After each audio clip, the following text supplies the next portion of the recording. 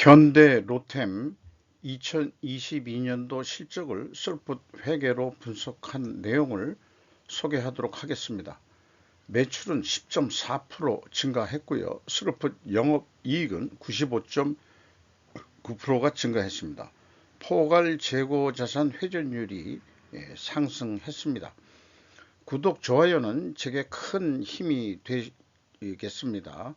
꼭꼭 팍팍 눌러주세요. 에너지가 팍팍 들어옵니다.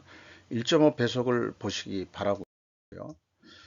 현대 로템에 대한 관련 뉴스를 검색을 해 봤는데 조선비즈 2월 23일자 뉴스인데요. 방산에 밀린 현대로템 전동차 대규모 수주로 존재감 되찾나 해가지고 나왔는데, 이게 그 사업 부문별 수주 아니 매출을 이 그래프로 그렸고요.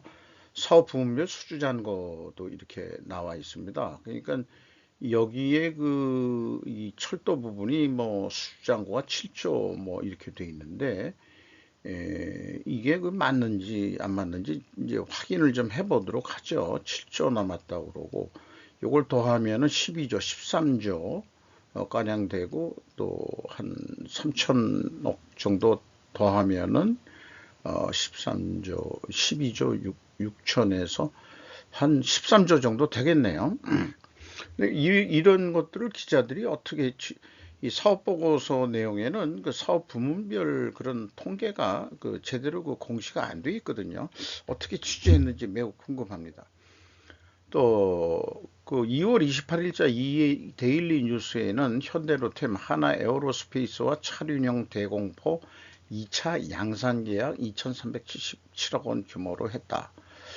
우진산전이 KTX 고속열차 입찰 포기를 했다. 현대로템 단독 입찰로 유찰이 돼서 재입찰 예정이다. 이렇게 얘기를 하고 있네요. 이건 최근 3월 7일자 뉴스가 되겠습니다. 먼저 원가회계 손익으로서 매출이 3조 1천억을 달성해서 전년보다 10.4% 증가했고요. 포괄 가공비 배부 재고자산 계약자산이라는 게 있습니다. 그게 1.3% 감소했습니다. 원가회계는 좀 감소하면 안 좋은 거로 나오지만은 스루풋은 좀 감소하면은 더 바람직한 결과로 나옵니다. 매출 원가가 7% 매출 증가율보다 적게 증가했으니까 매출총이 크게 증가했고, 판매 관리비가 근데 너무 많이 증가해서 영업이익이 1.1%뿐이 증가를 안 했네요. 근데 영업이익률은 0.5%밖에 0.5%가 그 하락을 했습니다. 스루풋 손익으로서 매출에 비례하는 매출 재료비가 1조 2,800억 원대로서 이게 줄어들었어요. 이게 그 계약 자산이 감소함으로 인해 가지고 줄어드는 효과가 나옵니다. 그러니까 스루풋이 23.5% 증가했고 스루풋률은 6.2% 상승했습니다. 운영 비용이 18.5% 증가를 해가지고 생산성 증가하고 그 영업이익이 1,880억이 났는데 95.9%가 증가했습니다. 원가회계 영업이익보다 100억 원대가 더 이익이 많이 났습니다. 이것은 포괄 가공비 배부 재고자산이 증가했기 때문입니다.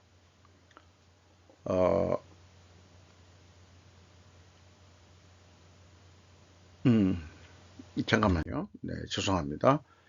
그래서 그 재고자산 내역을 보면은 그 반제품이란 게 이제 2022년에 갑자기 생겼는데, 그 내용이 구체적으로 뭔지는 모르겠습니다만은 WCAI 가공비 배부 재고 자산이 578억 원이 증가를 한 반면에 계약 자산은 767억 원이 감소를 했습니다.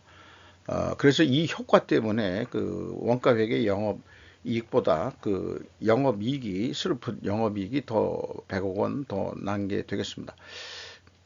그리고 수주잔고가 요거는 이제 그 철도 부분인데 4조 5천억 남았다 하는 것은 아까 그 뉴스에서 나온 금액하고 유사합니다. 근데 나머지 그 방산 부분하고 그 에코프렌트 부분을 어떻게 취재했는지 그게 이제 매우 궁금하다 그런 얘기죠. 그래서 그 공시된 내용에서는 그 철도 차량 부분만 공시됐거든요.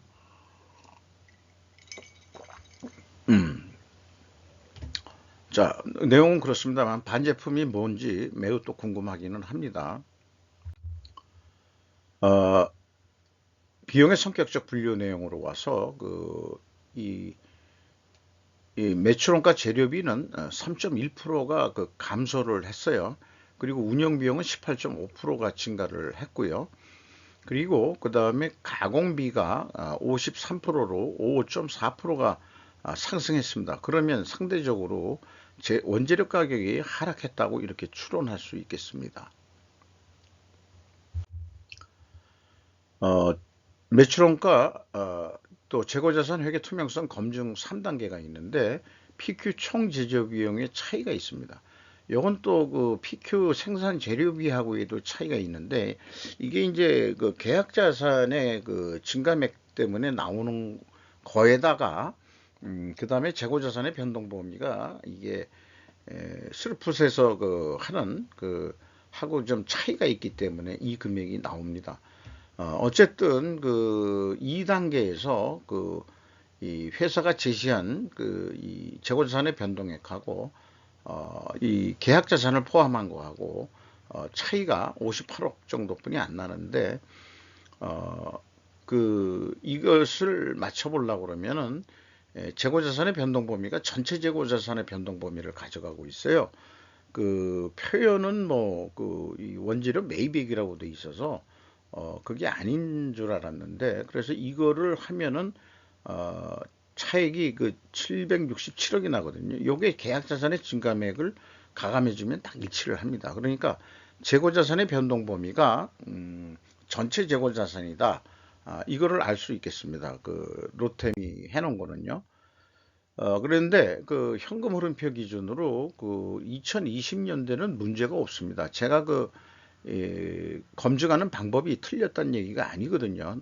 너무 가격 차이가 나가지고 현금식으로 읽으면 1650억 원의 그 현금이 들어왔다면은 재고가 그만큼 줄어야 되는데 247억 원뿐이 감소를 안 했거든요.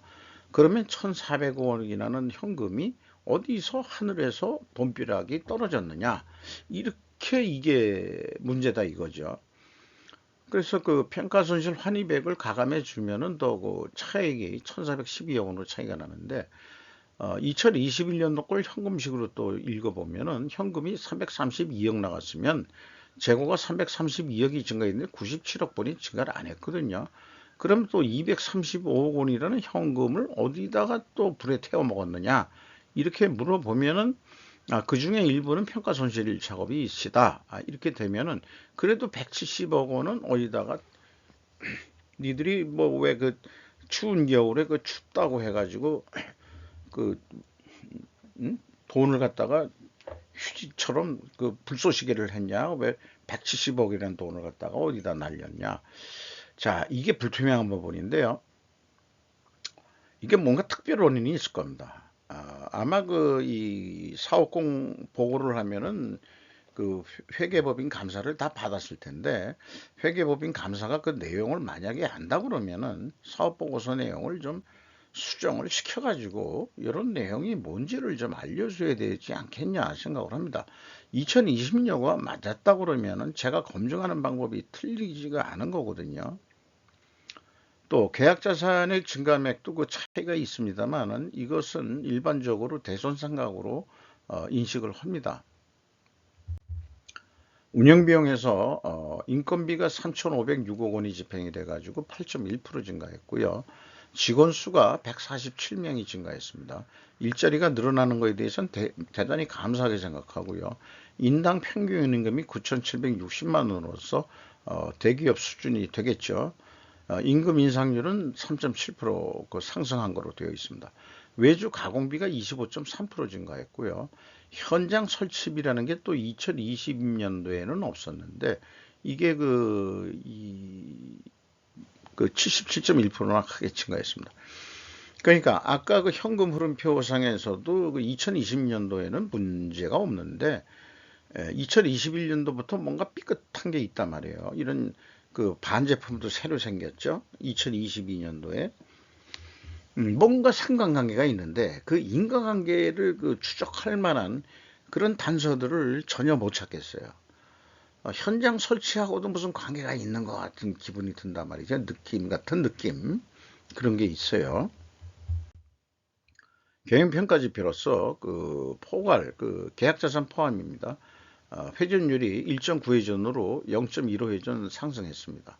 그리고 그 스루픈율도 상승했습니다. 이렇게 동일 방향이면은 투명회계 가정을 합니다. 가정이란 것은 입증을 해야 되기 때문에 원자력 가격 하락과 수주 판매 가격 하락으로 입증해야 됩니다. 그러면은 그것을 우리가 찾아보면은 원자력 가격이 원자력 가격이 이렇게 나오거든요. 그 가격이 좀 상승한 거로 돼 있죠. 그 다음에 그것이 이제 그 전동 그 차인 경우인데 수출 가격이 또 꼭 많이 내려갔습니다. 그런데 이게 그 가중 평균을 하기도 어렵고 그 다음에 또 이게 이제 그 레일 솔루션 부분이라고 그 전동차 부분만 했기 때문에 사실 그 디펜시 부분하고 에코프렌트 부분에 대해서는 산업 특성상 가격 뭐 변동 추이 같은 거를 뭐 선정하기 어렵다. 근데 그건 못 알려주겠다. 방위 산업도 되고 뭐 그러니까. 그런데 그 레일 솔루션 부분만 보면은 원재료 가격이 8.16% 상승했다면은 재료 비율이 이것도 레일 부분만 해당하는 건 아니니까 어쨌든 그 가격 상승 압박률이 있었는데 이 제품 가격은 내려갔다. 이런 얘기가 되겠어요. 그러면은 이 고속철이나 뭐 이런 데에서는 돈을 잘 못 본 것 같은데, 아마 그 방산계통에서 실질적으로 돈을 벌지 않았겠느냐 이렇게 생각이 듭니다. 그래서 이런 논리 도구로 한번 생각해 보면은 충분조건 논리라는 건데요. 만약에 뭐뭐 하되면 그러면은 그렇게 될 것이다. 재고 회전율 상승과 스루픈율 상승 순방향이면 투명하게 가정을 한다. 왜냐하면은 원재료 가격 하락과 판매 가격 상승이 데이터로 확인되지만 결과는 입증 실패입니다. 레일 솔루션 쪽의 원재료하고 제품 가격만 가지고는 이 투명성 입증이 되질 않습니다. 그래서 제가 투명성 법정에 선 그 변호사라고 본다면은 그 무죄를 위해서 필히 존재할 다른 결과인 증거를 찾아서 얘기를 해야 되는데 솔직히 얘기해서 디펜스 부분과 에코프렌트 부분의 가격이 공개되어야만 한다는 거를 대외비로 하는 대신 그 법정도 비공개 회의로 해가지고 하면은 투명성을 입증해 줄 수 있지 않겠냐. 이렇게 그 현대 로템을 변호하는 입장에서 한번 말씀드려 볼 수 있겠습니다. 사업계 예측도 충분한 변수 데이터를 좀 구할 수가 없는 게 되기 때문에 그 분석한 이 변수만 가지고 사업 예측하는 것도 좀 쉽지는 않을 것 같습니다. 현금 재무지표로서 캐펙스 그 자본적 지출 투자는 753억 원을 투자를 했습니다. 종속기업 비율은 뭐 별로 없고요. 그 다음에 그 EAT 세후 현금 순이익은 3,240억 원을 벌었습니다. 수익률로 따진다면 12.6%로 그 전년도보다 4% 정도 상승을 했습니다. 채권자한테 1,271억 원의 차입금과 이자를 갚았습니다. 그래서 레버리지율이 43%로 내려갔습니다. 이익배당은 없고요. 이 예년의 것은 그 이익배당이 아닌 다른 내용이 되겠습니다. 그리고 그 최종 FEM 3,170억 원의 현금이 유입이 됐다. 벌었다. 이렇게 해도 될 것 같습니다. 왜냐면은 이 돈도 부채도 좀 차입금도 갖고 또 이렇게 투자도 했고 하기 때문에 이만큼 벌었다. 이렇게 이제 얘기가 될 수 있겠어요. 그리고 이 이익 잉여금이 2021년도까지 마이너스였는데 결손금으로 2022년도에 와서 그 13.1%로 드디어 이익 잉여금도 실질적으로는 이제 결손 상태에서 이익 잉여 쪽으로 올라섰다. 요게 이제 아무래도 이 방산품 무기 수출에서 온 그 효과가 아닐까 이렇게 생각을 합니다.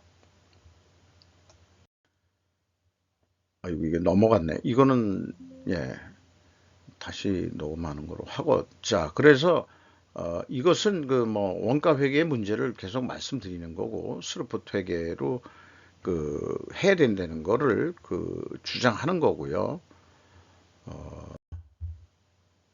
그리고 사업 계획을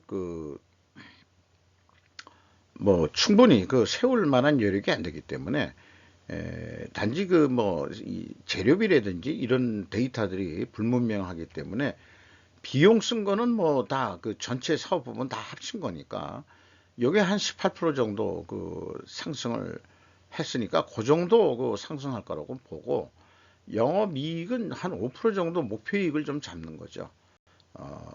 이렇게 되면은 한 3조 5천억 정도 하게 되지 않았겠느냐. 이렇게 이제 예측을 해볼 수 있겠습니다. 주가 및 주주 내역을 보면은 주가가 24,600원으로서 3,800원 상승했습니다. 장부 가격 대비 그러나 2% 내려간 금액입니다. 시가총액이 한 2조 6천억 정도 되네요. 현대차가 33.8% 가지고 있고 국민연금이 7.2%, 외국인이 많이 들어와 있지는 않네요. 6.5% 가지고 있습니다.